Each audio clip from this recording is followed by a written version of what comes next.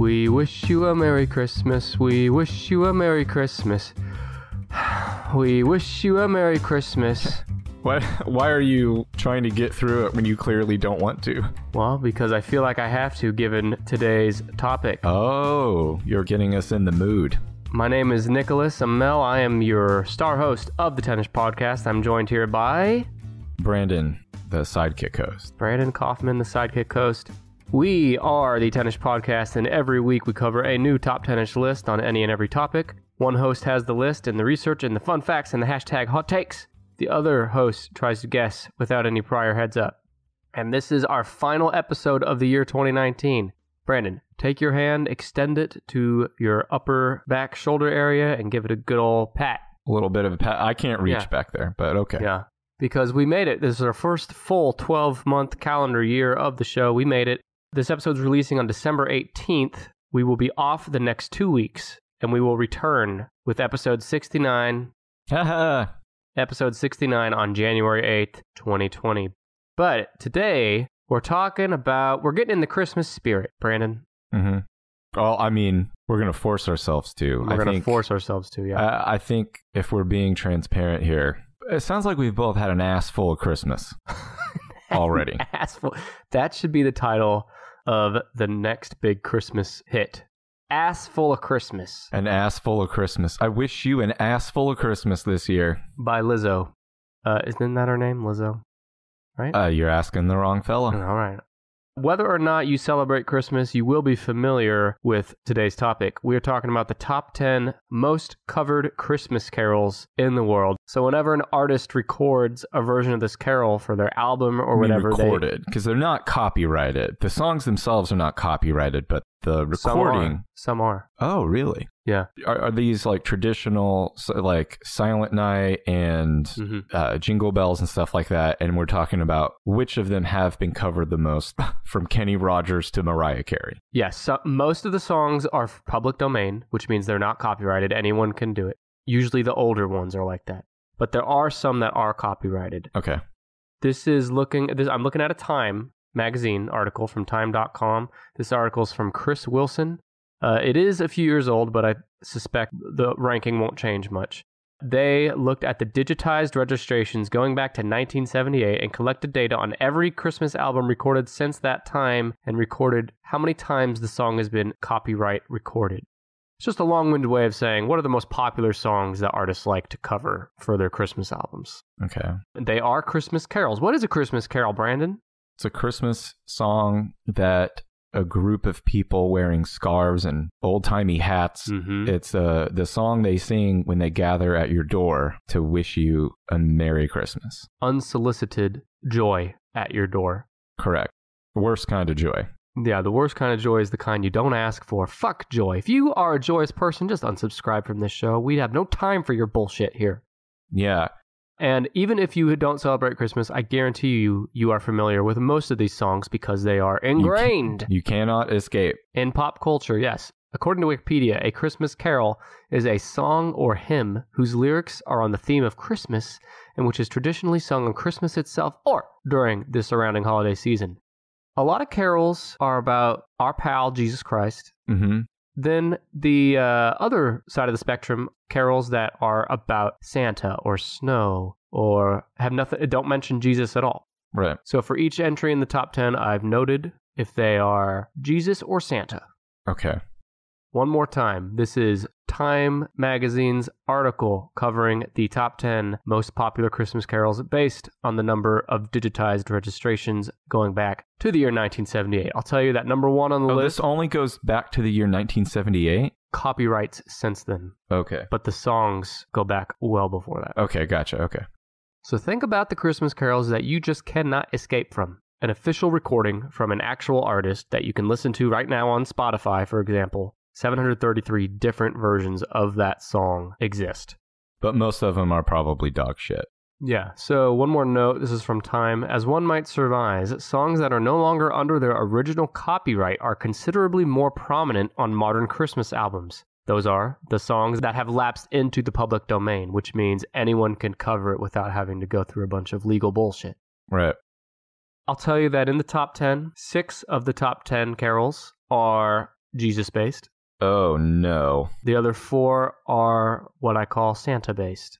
I imagine that there's probably a lot of like Christian artists that cover Christmas songs as well that I'm probably not taking into account.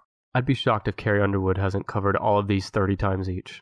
I think that's kind of the mark of any entertainer. Once they hit a certain level, they record a Christmas album. You record one Christmas album and you have like a beach house for the rest of your life. She's sucking on the Christmas song Teat. Wouldn't it be funny if some of our favorite artists, can you imagine a Nirvana Christmas album? But I can't imagine like Radiohead's Christmas album. A Metallica Christmas album? Mm-hmm. Merry Christmas! Ooh. So yes, let's get into it though. We are talking about the top 10 most covered Christmas carols of all time. All right, I guess I need to start concentrating on some more Jesus-inclusive songs. Where does Silent Night fall on the list? Is it number 1?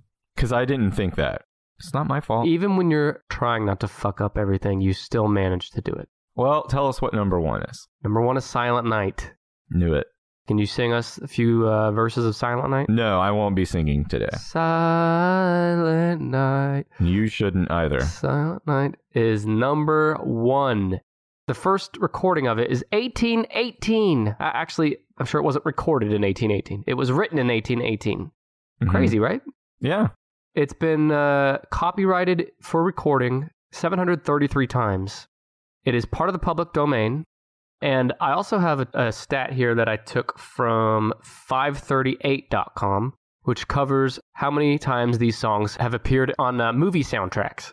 Mm-hmm. Give me a guess. How many movie soundtracks? 15. 254. Oh. 254 times it appears on movie soundtracks, and that's as of 2015. This is a Jesus song. Mm-hmm. A few more notes here, and then I'll let you talk. Silent Night. Number 1 is more than double the number 2 in the top 10. It's a firm number 1 leader. It is composed in 1818 by Franz Xaver Gruber to lyrics by Josef Mayer in the small town of Oberndorf Bad Salzburg, Austria. How'd I do on that? As far as I can tell, horrible. The version sung by our friend and listener of the show, Bing Crosby, in 1935 is the 4th best-selling single of all time, according to Wikipedia. And me. And you from, we covered singles back in the episode 40-something. Mm-hmm. We're going to talk... Bing Crosby beat his kids. Bing Crosby, we give the people like a 2 or 3 sentence synopsis on why Bing Crosby's an asshole. Bing Crosby demanded a silent night in his home every night. Oh my God. He abused his kids, and then didn't he like screw them out? Oh yeah, he fucked them out of their money. Didn't he? Well, and no like inheritance or anything. Yeah. Yeah, cut him out of his will or something like that. Hell of a guy, Bing Crosby. My last note on Silent Night is that it contains the following lyric. Round yon virgin mother and child. Now, are they mocking Mary's weight there? Calling her round? Is it round up like apostrophe round? How in a lot of religious songs, they'll just drop a syllable and put a apostrophe there. Are you saying it would actually be like around? Around, like gather round yon virgin. It says round with no apostrophe. Yon virgin mother and child. I think round yon virgin means round is a verb that is being told to someone. You're making this boring. I'm just letting you know. Y'all go around that virgin. Go around her, avoid her, lest you catch what she has. Yawn, yeah. How would you like every time someone introduces you or talks to you, they always start with virgin. They label you. Here's my friend, the Virgin Brandon. Why does Mary always got to be the virgin? Well, why does she have to be the virgin? That's her whole thing. Okay, so giving birth to Savior of mankind isn't enough? She's also why can't it be Mother of Jesus, Mary? Why does it always have to be the Virgin? Because that was part of what was remarkable about his conception, is that his father is the Lord and not this guy Joseph. Poor Joseph. He got a raw deal, but he rolled with it. Yeah, that's Mary's brand. Virgin is her brand. Yeah, no, I get that it is her brand. I'm saying they're burying the lead there a little bit. The Virgin Mary. No, it's Mother of God Mary. Oh, yeah. Oh, that's like what's so remarkable about it? Yeah. She refrained forever. Did she, even after he was born? She never fucked Joseph? Wasn't Joseph her husband? Oh, man. He did get a raw deal. Maybe they just found ways around it. Oh, I was right. Yawn is a shortened form of yonder, and round is the shortened form of around. So it's saying go around that virgin over there. So yeah, that's Silent Night number 1. Okay. Sorry, but I knew it. How about Oh Holy Night? Holy Night. That's not how it goes, is That's it? not. That's you just did Silent Night again. Yeah. Well, I'm just. What I wanted to point out about Silent Night, it will. Nothing could put me to sleep faster than the song Silent Night. Something about like it puts anybody to sleep quicker than like any lullaby could. Yeah. So why is it recorded so much? You'd think people would be falling asleep in their cars, driving all the time, listening to Christmas music, because Silent Night lulled them out. When the artist is recording the song in the studio, they have to be shaken awake like 5 or 6 times just to finish the song. At the end of the song, they should start putting like, "Wake up! You're gonna crash!" Well, I'll tell you, if someone wanted like the magic bullet for sleeping, we just got to bottle up somehow whatever formula you have in your when you plop down in that lazy boy chair in your living room. If we can bottle that up and sell it, we'd never have to do this shitty podcast again. They do bottle it up and sell it. It's called whiskey. I don't drink whiskey. Yeah, that's okay. Oh Holy Night was your guess, right? Yeah, Oh Holy Night starts with the words Oh Holy Night. Oh holy shit, it's number 3. I knew it. Oh Holy Night. It's just the letter O. Holy Night. Oh. It has been Holy Night. Ho. I'm looking at a holy night over here. Whoa. This now has no connection to where we started. Nope. Oh Holy Night. It has 374 copyrighted recordings. It's first written in 1847. Brandon, was that before or after your 20-year high school reunion? It's written way back then by some old geezer. You were probably in elementary then.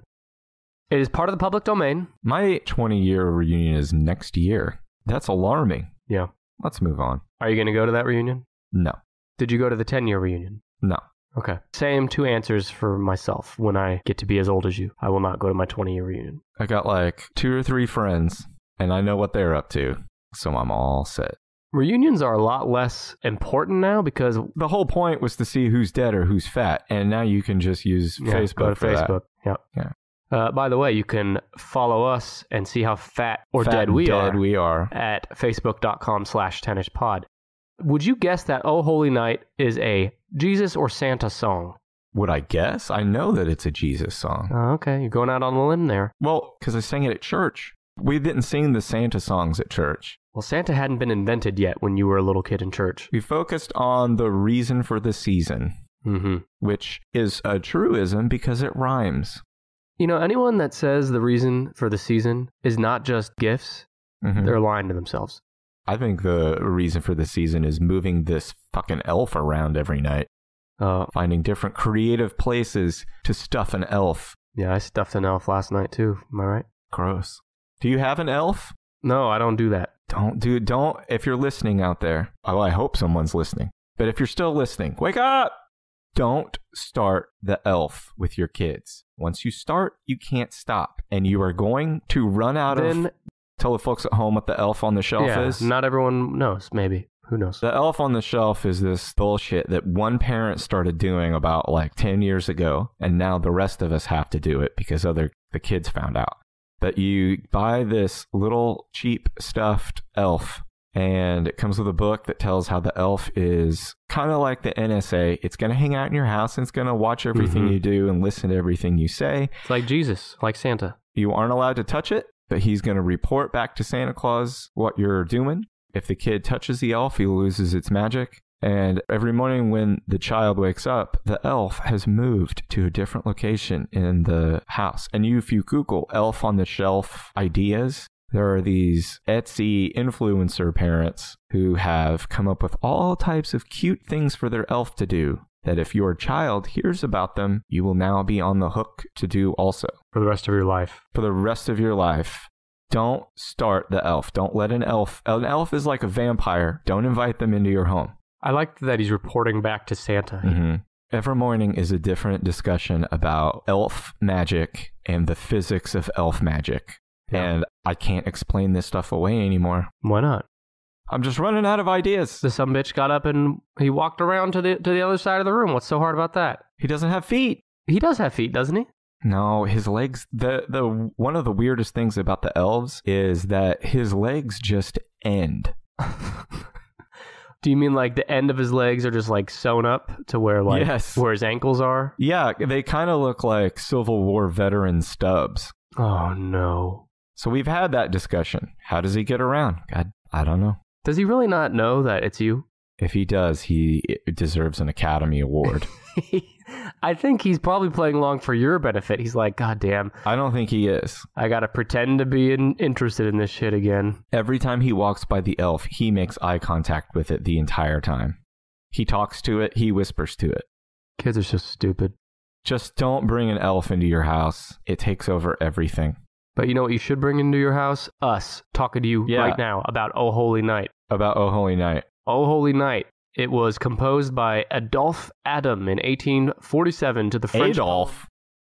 Well, it's Adolphe with an E on the end. Adolphe. Okay, sorry. Go ahead. That guy, a guy named Adolphe wrote Oh Holy Night. Got it? Yeah. To the French poem Minute Crit... It translates to Midnight Christians. Christians. Is that like a superhero group? It's a threat level. The poem that this song is set to was written by a wine merchant and poet Placide Cappeau. The lyrics to this song, listen to these bossy-ass lyrics. Whoever wrote this song really let the power go to their head. Yeah. Because these have an exclamation point. Just know that when I'm reading. And I quote, People, kneel down. Await your deliverance. People, stand up. Sing of your deliverance. Bow your heads before the Redeemer. Sing of the Redeemer. Good Lord. It sounds like a cult leader giving an empowered, impassioned speech at a podium, doesn't it? Yeah, bossy and aggressive. Yeah. Our children are singing that. All right, that's Oh Holy Night, number 3. Okay. How about Hark the Herald Angels Sing? No. The fuck do you think? Joy to the World.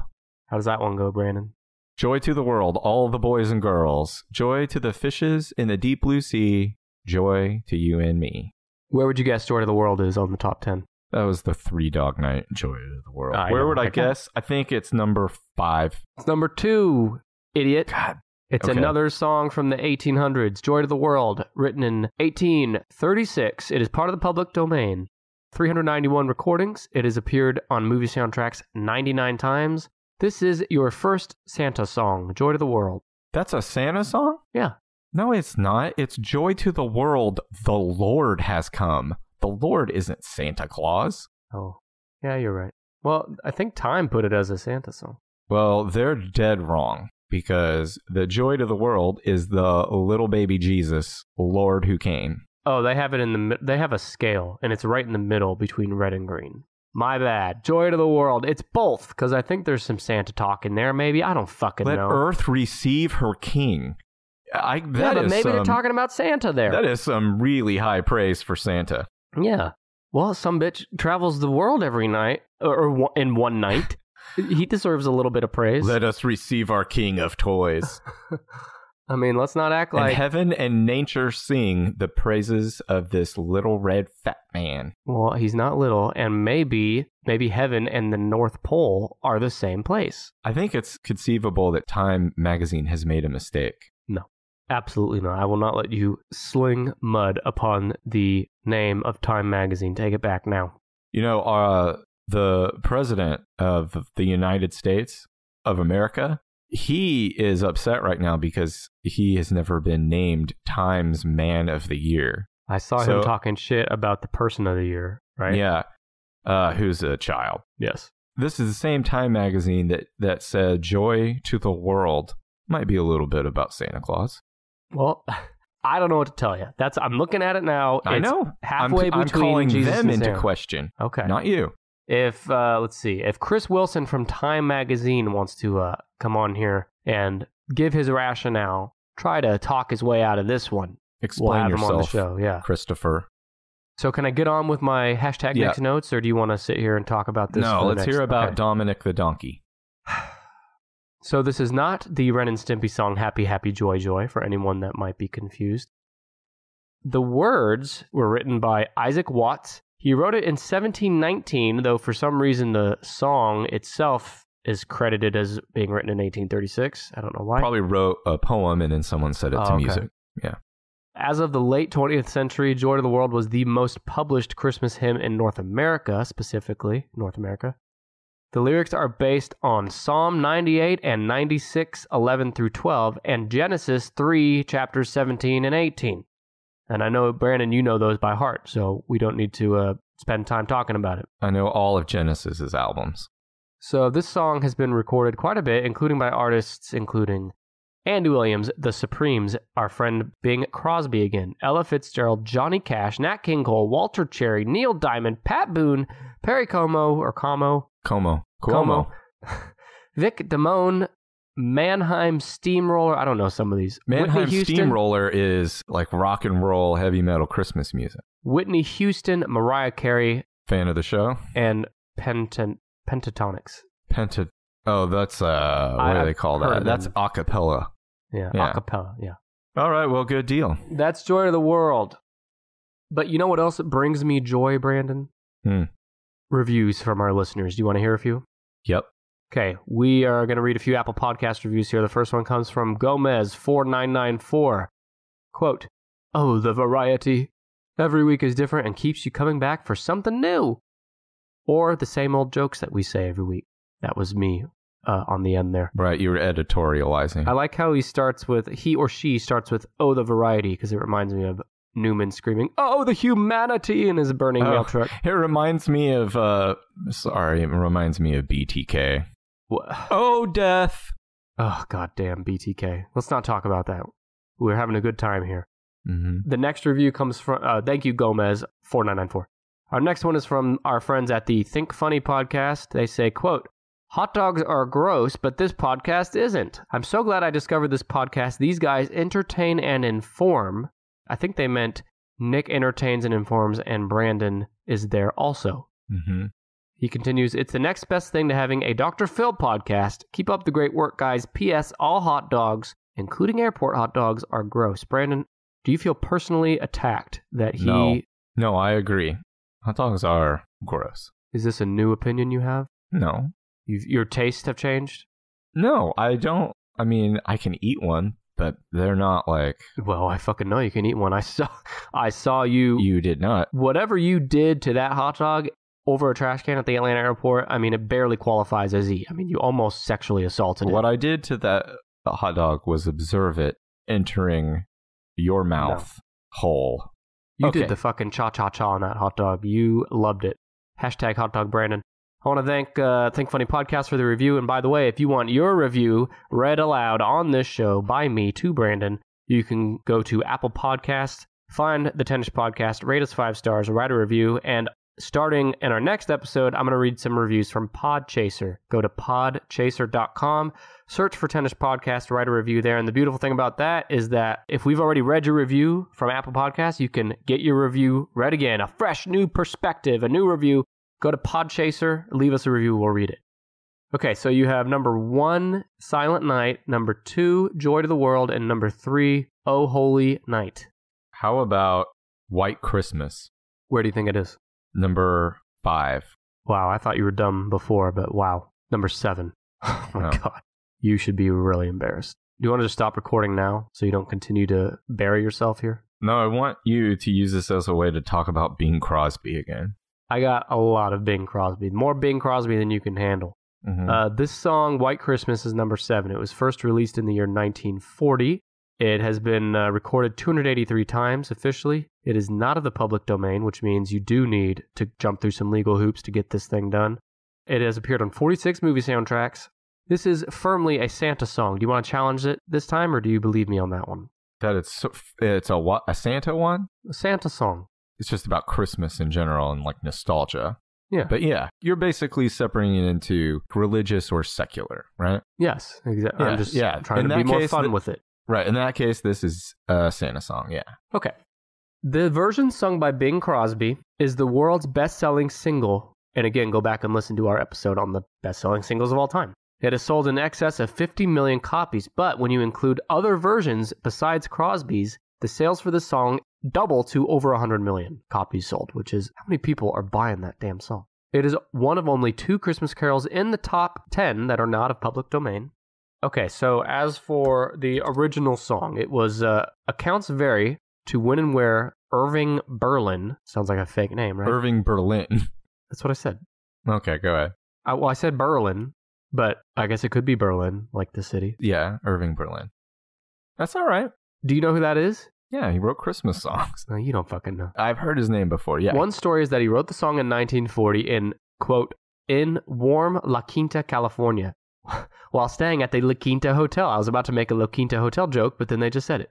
A frequent Hollywood retreat was the La Quinta Hotel. He often stayed up all night writing. One day he told his secretary, I want you to take down a song I wrote over the weekend. Not only is it the best song I ever wrote, it's the best song anybody ever wrote. Those were his words. What a dickhead. Yeah. Absolute dickhead. Okay, that's what he said. And then, at first, when Bing Crosby eventually did this song, he did not see anything special about the song. He just said, quote, I don't think we have any problems with that one, Irving. The song established that there could be commercially successful secular Christmas songs, in this case written by a Jewish American songwriter. So this was the first mainstream Christmas song that didn't have to do with our Lord and Savior. Mm-hmm. Now let's get to the juicy stuff. Although Crosby dismissed his role in the song's success, he's so humble, Bing Crosby, isn't he? He dismissed his role in the song's success, saying later that, quote, a jackdaw with a cleft palate could have sung it successfully. Despite his criticism, he was associated with the song for the rest of his career. Last note, and then I'll turn it over to you, Mr. Sidekick Host. Bing Crosby's version, it is also on the Spotify list of most streamed Christmas songs of all time. It's number 6 on that list. Yeah, I believe it. It's the only, what I would call a Christmas carol in the top 10 of that Spotify list. The rest are all like, Mariah Carey's All I Want for Christmas type. Mm-hmm. So that's White Christmas, number 7. Anybody who's listening to it, even if you're not listening to the words, that the sound of it makes you feel nostalgic for like when maybe Christmas. Yeah, everyone's like, yeah, Christmas used to be so simple and stuff. Of course, it's because you're a kid. You didn't have to buy any presents. You didn't have to worry about anything. You just showed up and received love and gifts. Yeah, kids back then just expected, they didn't expect gifts. They expected a slap in the face before they went out and worked on the farm all day. Yeah, a slap in the face before their dad goes to work to record White Christmas. And then cuts you out of his will. Yeah. Now, for some reason, whenever I try to think of White Christmas, my brain always goes to Winter Wonderland. Yeah, that's not it. How does White Christmas go? I'm dreaming of a white Christmas. I'm dreaming of a just white like Christmas. the ones I used to know. Yeah, from the very beginning, it's all kind of about building nostalgia. And I think it was also super popular during War. Like World War II. Yeah, I think it was one of those, like maybe that's one of the reasons that the singles sold is that you could buy that like one song and feel, I guess pretty good about Christmas while you listen to it. That's White Christmas, and we accept all colors of Christmas here on the Tennis Podcast. Yeah, here it'll probably be kind of tannish brown. Yeah. Because it won't snow. Give me another guess. What about Winter Wonderland? No. Oh. Surprising, but no, Winter Wonderland is not in the top 10. Silver Bells. Silver Bells is not in the top 10. I'll Be Home for Christmas. No. Holy shit, we're in trouble. Baby, It's Cold Outside? No. Rudolph the Red-Nosed Reindeer? No. Santa Claus is Coming to Town? No. Dude, I would have thought that was like number 2 or 3, but no. Jingle Bells. Jingle Bells. Now, do you mean the Jingle Bell Rock? No, I mean Jingle Bells. Okay, Jingle Bells is tied for number 9. So we're looking at a top 10, but we actually have 2 number 9s. Okay. Jingle Bells is tied for number 9 with 254 recordings. Now, remember, just to remind everyone, number 1 recording on here, Silent Night, has 733. Number 9 has 254. Now, Jingle Bells, all I can think about is Jingle Bell Rock. How does Jingle Bells go? Oh my God. Jingle Bells, jingle all the way. Oh, that, yeah. Jingle Bells, Batman Smells. Okay. It was first released in 1857. It's part of the public domain. It has appeared on movie soundtrack 373 times. It's the number 1 song on the movie soundtrack appearance list. It was written by James Lord Pierpont and published under the title One Horse Open Sleigh in the autumn of 1857. It has been claimed that it was originally written to be sung by a Sunday school choir. However, historians dispute this, stating that it was much too racy to be sung by a children's church choir in the days it was written. It was? What is racy about?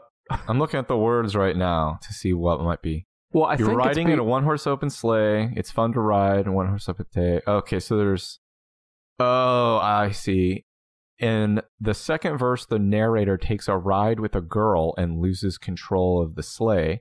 In the next verse, he falls out of the sleigh and a rival laughs at him. In the last verse, he gives advice to a friend to pick up some girls, find a faster horse, and take off at full speed. The last verse, the lyrics go, if it goes, now the ground is white, go it while you're young, take the girls tonight, and sing this sleighing song. Just get a bobtail bay, 240 as his speed, hitch him to an open sleigh, and crack, you'll take the lead. So that's too racy. They're saying, like, go get some girls while you're young. Yeah, I mean... Think about it. Hang on. That's too racy, right? Yeah. Can't even sing that. Don't even bring that shit to our church. Uh-huh. And then fast forward a little over 100 years, and the opening line to a Tupac song is, that's why I fucked your wife. So we've evolved as a species, haven't we? From, who wrote Jingle Bells? From James Lord Pierpont. Yeah, to Two Live Crew. Uh-huh. Singing, I like the way you lick the champagne glass. It makes me want to stick my dick in your ass. There's another song that says, it says N-word, and then it says, let me smell your dick. Oh, wait, that's Two Live Crew? No, I don't know who that is. I've heard the song Let Me Smell Your Dick. It's on YouTube. Yeah, I've heard that. Well, it's on a lot of places, Brandon. It's on YouTube. You sound like my fucking dad. She's checking up on her man. Making sure he's behaving himself. Yeah, I've listened to Let Me Smell Your Dick. But isn't there a more polite way to do it? Than to get down and sniff it like it's a corn on the cob? I don't know.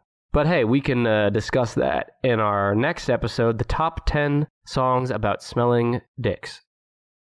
Jingle Bells was originally intended for the Thanksgiving season and having no connection to Christmas, but it became associated with Christmas music and the holiday season in general decades after it was performed by blackface minstrel performer Johnny Pell in Ordway Hall in Boston in 1857. Whoa. It was first performed by a blackface performer. It was first recorded in 1889 on an Edison cylinder. This recording, believed to be the first Christmas record ever, is lost, but an 1898 recording survives. I'm kind of stuck on the blackface minstrel part. Yeah, this guy, what is a minstrel? I tried to look him up, and there's no pictures of him. It was before pictures. I did see, Like, I realized that things like, reality TV shows are, stuff like that is like trash TV, but what used to pass for entertainment is insane. A blackface, oh God, this Wikipedia article, there's immediately a picture of a blackface person. Black performers were also performing in blackface makeup. Frederick Douglass generally abhorred blackface and was one of the first people to write against the institution of blackface, condemning it as racist in nature. Douglass did, however, maintain, quote, it is something to be gained when the colored man in any form can appear before a white audience. Unfortunately, even a black person would still have to put on all of the blackface makeup in order to perform. These colored minstrels, as they called themselves, always claimed to be recently freed slaves and were widely seen as authentic. This presumption of authenticity could be a bit of a trap, with white audiences seeing them more like, quote, animals in a zoo than skilled performers. Good Lord, let's move on. This is depressing me. Let's move on. So Jingle Bells, did you know? So back to Jingle Bells. It's also been covered by the Beatles, Louis Armstrong, the Chipmunks, Nat King Cole, NSYNC, and a lot of other people. Gwen Stefani, Frank Sinatra. There you go. Jingle Bells, number 9. How about Santa Baby? I need you to sing that one for me, or we will not continue. Okay. We're going to sit here and wait. End of the show.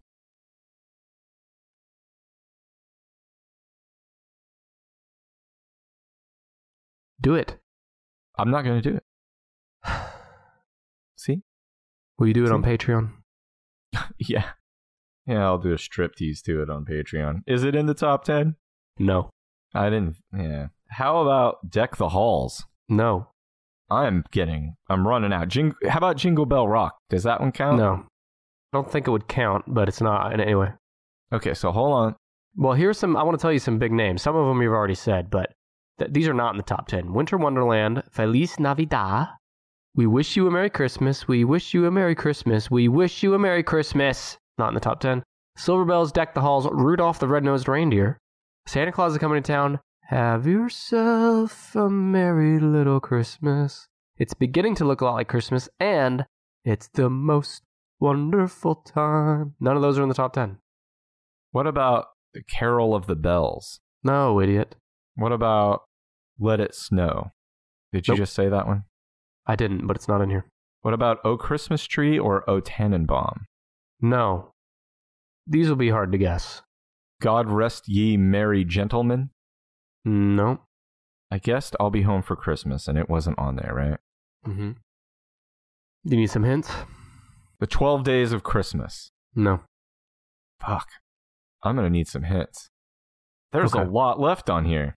It's mostly Jesus songs that you'll remember when I say it, but you probably won't remember before I say it. Hold on. The First Noel. No. Is there one called Hallelujah? Nope. Little Drummer Boy? No. Yeah, I'm going to need some help. This sounds... All right, let's focus on number 5. Number 5 was first written in 1887. It's been recorded 300 times. It's part of the public domain. It is a Jesus song. Although it was long claimed to be the work of a German religious reformer, Martin Luther, Carol is now thought to be wholly American in origin. It's particularly popular in Britain. A poll of British people, or fucking Brits, as I like to call them, puts the carol at number 2 for them. And here's a quote from Wikipedia. By 1891, the carol was sweeping the United States. Oh, Lord. Can you imagine a Christmas carol sweeping the country? Those are all my notes on it. Oh, Come All Ye Faithful. That is in the top 10, but it's not the one we're talking about. The one I was talking about is Away in a Manger. Okay. And the one you said, Oh, Come All Ye Faithful, is number 6. Explain to the folks at home what's a manger. A manger, that's where baby messiahs are born. Manger was like a trough for putting animal feed in, I believe, right? Animal feet? Feed. Okay. I thought you grew up with like church stuff. You would have known. Church snuff? Church stuff. A manger or trough is a rack for fodder or a structure or feeder used to hold food for animals. Hold fruit for animals? God, feels good to be right all the time. Okay. If you can't tell that I'm fucking around, then I can't help you. That's a way to... Do you want to talk about the manger some more? Let's talk about the manger. Baby Jesus was born in a manger because there was no room in the inn, right? Yeah. I mean, he's probably born in a vagina and they just stuck him in the manger. Holy shit. Holy shit. Wow. I need a minute. Jesus Christ. The definition of born would say that he's not born until he's out of the vagina. I mean, did he come out and immediately fall into the hay? Don't know. Wasn't there? Haven't you tried to check into a hotel before and they were like, no, we don't have any rooms. Yeah, and so we go sleep in the barn, in the manger. Sleep in a barn, yeah. And imagine how unsanitary it was in there with all the animals. It's amazing that humans survived this long, right? Like, now we covered in poop until probably until 1952, people were just covered in poop. Yeah. For more on poop, listen to our last episode to hear about the dung beetle. So let's talk about Oh Come All Ye Faithful now. That's number 6. Mm-hmm. That is the oldest Christmas carol in the top 10. It was written in 1751. It's been recorded 296 times. It's part of the public domain. It is a Jesus song, allegedly, and it has been attributed to various authors, including John Francis Wade, John Redding, King John IV of Portugal, and anonymous monks. And I just had to stop my notes because I was falling asleep at this point. So there's nothing interesting in the world about this song. The only thing interesting in the world about the song, O Come All Ye Faithful, is that the movie Christmas Vacation starts with Clark. The very first thing you hear is him driving in the car and singing the very end of that song. You know, he belted it out, the entire thing, to his whole family. The movie opens on him singing, Oh, Oh, come, let us adore him, Christ the Lord. And it's that breath he takes between Christ and the Lord that sets me off laughing. So why can you sing that, but you won't sing Santa Baby? Because I was imitating Chevy Chase's singing of O Come All Ye Faithful. Speaking of the Lord, let's tell people about our little break coming up. I mentioned it at the top. After today, our next episode will not be for 3 weeks. However, if you need your TennisPod fix, we are releasing a minimum of 2 new bonus episodes at patreon.com/tennispod. Our episodes are going to be a tennis junkie and you need your fix. That's right. We're ranking the girlfriends and boyfriends of Jerry, George, Kramer, and Elaine on Seinfeld. We've already recorded it. It's in the bank now. We're going to release that right around Christmas Day. And Brandon's going to do another review and prediction episode for The Mandalorian, released before the end of December, right before The Mandalorian finale comes out. And we might even squeeze in one more bonus episode. So if you cannot wait till January 8th, you can get these bonus episodes as well as all of our past bonus episodes, which includes our take on the Jeffrey Epstein controversy, the worst movie taglines ever, celebrity quotes, our own spooky stories, and more. You can get instant access to those episodes and listen to the new ones that I talked about a minute ago at patreon.com/tennispod. That's patreon.com/10ishpod. Yes, I spelled it. Whoa. Plus, as soon as you sign up, I'm going to personally mail you some free tennis swag. And pubes. Free tennis shit, some pubes, some sensual love letters from Brandon. I'm going to send you some tennis stickers, magnets, pins, coasters, stuff like that right away when you sign up. If someone wanted to get your DNA, now they know where to get it. Sure. If you want to clone me or frame me in a serial murder, you need to become a tennis patron. I'm going to become a tennis patron. One last thing I'm going to say about it. If you sign up between now and December 31st, 2019, you'll be entered to win a free TennisPod shirt. Okay? This is only $3 a month, people, by the way. Go to patreon.com/tennispod so we can afford to feed our children on Christmas. Thank you. Merry Christmas. Here is a meal. We should also try to do a short bonus episode on our individual thoughts on the Star Wars movie that I'm going to make you go see. Oh, yeah. Brandon don't like and don't care, and I like and care. Now, let me correct you. I don't dislike Star Wars. I'm just not obsessed with it like you are. I'm not blinded by nostalgia and love to where I won't criticize the movie when I see something worth criticizing. I'm not blinded. Well, I'm talking about the Star Wars the fan base in general. Yeah. So Brandon has taken me to see the new Star Wars movie on opening night. So yeah, let's record my reaction and your reaction to that movie as a bonus episode. We should record during the movie. If you want to see if you want a sneak peek at the new Rise of Skywalker, we'll just release an entire bootleg. Yeah, I'm going to release a bootleg. I'm just going to film it with my phone. And I'm going to make Brandon sing Santa Baby, the whole song. I got to guess 3 more. Yeah, number 4, 8, and the tie for number 9. They're all focused on the Lord, right? 2 that are, 1 that's not. Okay. What about... I don't think you're going to guess the 2 Jesus ones, but you could guess the non-Jesus one. Okay. I need some hints. Give me some hint about the non-Jesus one. So this is tied for number 9. And it's not Have Yourself a Merry Little Christmas, right? No, because if you listen to me, I said that... I was double checking. Okay. Number 9, tied for number 9. This song goes... the title of this song is probably not what most people know this song as. Like, the title of this song is not in the lyrics of the song. It's commonly known by a different name. It's the most recent Christmas carol in the top 10. Is it by John Lennon? No. It's one of only 2 carols in the top 10 that are not of the public domain. It was written by Robert Wells and Mel Torme. Mel Torme, the Velvet Fog? The same. I don't know. You're going to have to tell me. Commonly subtitled, Chestnuts Roasting on an Open Fire. Oh, it's the Christmas song. The Christmas song. It was originally subtitled Merry Christmas to You. Written in 1945, it is the Christmas song tied for number 9 with 254 recordings. It was released in 1944. That is a good song. Yeah, it's one of the better ones, I'd say. It's appeared on 39 movie soundtracks. I didn't know that the Velvet Fog wrote it.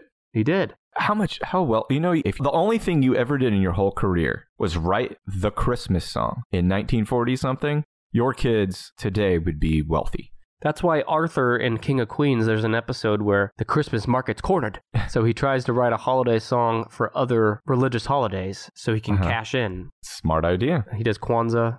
It's good. The King of Queens is a show that is not talked about enough. It's basically starring Frank Costanza. I don't know why more people don't watch it. About the Christmas song. According to Mel Torme, the song was written during a blistering hot summer. This is hilarious. In an effort to, quote, stay cool by thinking cool, the most performed Christmas song was born. I saw a spiral pad on his piano with 4 lines written in pencil, Torme recalled. The spiral pad was Robert Wells. They started chestnuts roasting, Jack Frost nipping, Yuletide carols, folks dressed up like Eskimos. Bob, Robert Wells, didn't think he was writing a song lyric. He said he thought if he could immerse himself in winter, he could cool off. Oh my, is he... That has to be a bullshit story, right? Is he like Mel Torme's like a fumbling, bumbling neighbor or something? Like, oh, come on in. What's his name? Roy? Robert Wells. Robert Wells, like, all right, come on in, Bobby. Come in, Bobby. Have some cookies, have some juice, sit down, try to cool off. You've been wearing tinfoil and running in place outside again. And Mel brings him in, and Bobby writes something down on a piece of paper, and he's like, by God, I think this dummy's got it. Imagine instead of getting a drink of ice cold water or going in the pool or sitting next to a fan or blasting the AC, instead you sit down with a notepad. You want to be cool, you got to think cool. And you just write down things that are cold. So that's why the next time I want to have sex, I'm not going to have sex. I'm just going to go sit at the table and write down boobs. Boobs, butts. Butts. Just write it down. Just write those words down and stare at them. Next time you're hungry, instead of eating, just write down pizza. That's a good way to eat whatever you want without having to gain weight. Next time you're working, take your calculator, type in 58008. Flip it around upside down. Yes. And you got porn. Classic. Well, anyway, according to Torme, the song was written in 40 minutes after that. And Nat King Cole's 1961 version is generally regarded as the definitive version, and in 2004 was the most loved seasonal song with women aged 30 to 49. This is according to Wikipedia, while the original 1946 recording was inducted into the Grammy Hall of Fame in 1974. Well, great.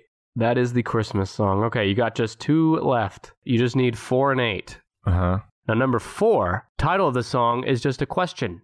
It's a question you might run into if you're... Do you hear what I hear? No, that's a good guess, but no. This is a question you might hear if you take your kid to a public playground, let's say McDonald's or the mall, and your kid does something naughty to another kid. Oh, what child is this? The other kid's mother might yell, whose child is this? What child is this? Whose child is this? Yeah. That's number 4. What child is this? Well, I'm trying to remember how that one goes. Dun, dun, dun, dun, dun, dun, dun. Is that like that? I don't fucking know. I don't know. I don't care. Number 4. The babe, the son of Mary. Yep. I think that's how it goes. Hey, he didn't call Mary a virgin in that line. What child is this? It was released or first written in 1865. 329 recordings. It is a Jesus song, according to hashtag Nick's Notes. It was written by William Chatterton Dix. Look out. Let that name hang there for a minute. Well, I actually, not even the Dix. I just like the name Chatterton. That William Dix, what a Chatterton. Haste, haste to bring him laud. The fuck is laud? What is that? Is that a lyric from the song? Yeah. This is Christ the King, whom shepherds guard and angels sing. Haste, haste to bring him laud. Maybe they misspelled lard. No, I think it's hurry up and bring him gifts. Yeah, that's the reason for the season. We already established that. Oh, laud is praise. So hurry up and bring him praise. And also gold, frankincense, and myrrh. Frankenstein? No, that's what they brought him. The baby. A shitload of myrrh. Bring him a bunch of money. No, I don't know what myrrh is, but isn't frankincense money? Frankincense is like a spice or something. Yeah. Oh, okay. Myrrh is a fragrant rum resin used in perfumery, medicines, and incense. Yeah, baby will love that. Frankincense is another aromatic resin used in incense and perfume. So it's good smelling stuff and gold. That's my shopping list this year for my kids' Christmas. Okay, let me tell you about this song. What Child Is This? Written by our friend Chatterton in 1865. At the time of composing the carol, this guy Dix, he worked as an insurance company manager and had been struck by a severe illness. While recovering, he underwent a spiritual renewal that led him to write several hymns, including lyrics to this carol. Mm-hmm. Although it was written in Great Britain, the carol is more popular in the United States. That's it. Yeah. What child is this? Yeah. All right, let's get through this. Number 8. I could not tell you what this song is. Is it Now Behold the Lamb? No. It's about the Hail Mary prayer. Du hast mich? But Gesundheit. Have you ever heard that song Du hast mich by Rammstein? Oh. Du hast mich. And you still won't sing Santa Baby. But I'll sing who Du hast. I'm just going to tell you the song. It's Ave Maria. Ave Maria. Ave Maria, number 8. How often do you blast that on the old headphones? Not often. Okay. It was hard to find notes on this one, actually. It was written in 1825, 270 recordings, part of the public domain. It's appeared on 154 movie soundtracks, somehow. It's a Jesus song. Here are my notes. Ellen's third song was composed by Franz Schubert in 1825 as part of his Op. 52, a setting of 7 songs. It is one of Schubert's most popular works, performed and recorded by many singers under the title Ave Maria, the Latin name of the prayer Hail Mary, and also the opening words, whatever. The song is a prayer. Those notes are very boring. Nobody gives a shit. Yeah. But I did find notes on the prayer. The Hail Mary is a traditional Catholic prayer asking for the intercession of the Blessed Virgin Mary, the Mother of Jesus. In Roman Catholicism, the prayer forms the basis of the Rosary and the Angelus prayers. Yeah. When you go to confession, and you tell the priest what you've been up to, nothing good, so that he can hold it over your head for the rest of your life. What a job, just hearing other people's mistakes. Well, based on what you've done, he'll say, like, you got to say 6 Hail Marys and 4 Our Fathers. Maybe there's a reason for this. I'm ignorant to it, admittedly, but how does he determine how many Hail Marys and shit you got to say? I think he has been appointed by the Lord to do so. But he's just saying it off the top of his head, right? Yeah. Okay. I don't know if there's a guide. Yeah, maybe there is, and we don't know about it, but... Yeah, I don't know. I didn't go to the seminary. No. You didn't? That's surprising. Mm-hmm. Okay, that's Ava Maria. I'm falling asleep just thinking about it, so we got to stop talking about it. I think Pavarotti sings it. Who? Pavarotti. Luciano Pavarotti. Potbelly? Celine Dion and Andrea Bocelli. Mm-hmm. I'm moving us on. That's the top 10 most covered Christmas carols. Would you like me to go back through them? Please. 2 number 9s, tied for number 9. First, the Christmas song. Then, Jingle Bells. Number 8, Ava Maria. Oh God, I'm falling asleep again. Number 7, White Christmas. 6, O Come All Ye Faithful. Number 5, Away in a Manger. Number 4, What child is this? Whose child is this? Number 3, O Holy Night. Number 2, Joy to the World. Number 1, Brandon's first guess, Silent Night. Yeah, sorry about that. We did it. Are you in the Christmas spirit yet? Not any less than I was before. Okay, I'll take it. Didn't take away from it. I know something that will put you in the Christmas spirit, or at least the spirit to hear about brains. This is the Freudian Sips podcast. You know Sigmund Freud? It's a cool podcast exploring the weird and wonderful of our brains, including serious psychology conversation, liberally sprinkled with funny jokes and goofs. I highly recommend it. Listen to this promo.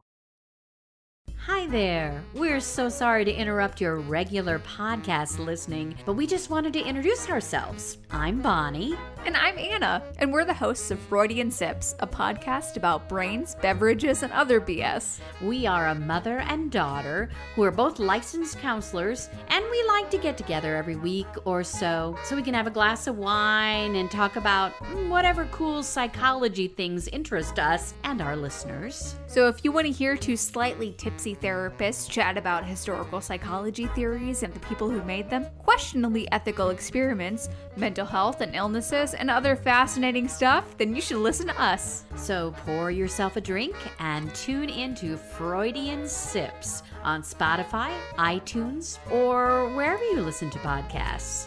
Cheers. That's the Freudian Sips podcast. Find it wherever you're listening to us right now. Brandon, we finished the fucking year of 2019. We did it. Hooray! And I only thought about killing you a couple dozen times. It's a lot less than I thought. Probably just once. What do you want to say to our listeners as they start thinking about their New Year's resolutions? Oh, advice on a New Year's resolution? That's what I said. I don't ever do those. I would say that if your resolution, like a lot of people say, I'm going to lose weight, just eat a little bit less. No, instead of eating at all, just write down what you want to eat in your notebook there. Right, that's right. Write down what you want to eat and stare at it really hard. And then maybe you'll have a Christmas classic on your hands as well. Yeah. What are your goals for 2020, Brandon? Survive? Survive, okay. Yeah, I'm not putting, all right. Survive with great. family, home, and job intact. Okay. Well, I want to give a sincere thanks to everyone who has listened to our show this year. We hope you will continue to listen to us next year, and we hope you will share our podcast with your annoying aunt and uncle and great-grandmother that you see once a year this Christmas season. Let them know they should listen to the Tennis Podcast. If you want to follow us, we will be active on social media over the holiday break. You can follow us at Twitter, Facebook, and Instagram at TennisPod. And I guess that's it. We will see you in 2020. Thanks.